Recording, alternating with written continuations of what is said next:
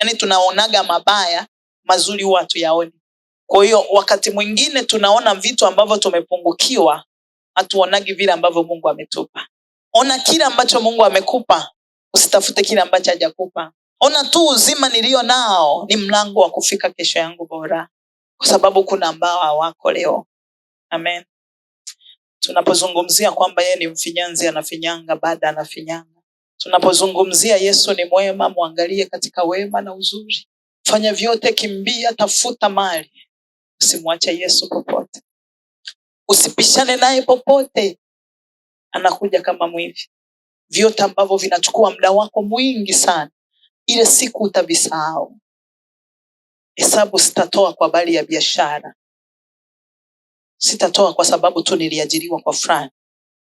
Nitaulizwa tu namna nilivyokuwa mwaminifu katika vile nilivyoaminiwa. Lakini nitakapofika kwenye uso wa Baba, ni mimi na yeye.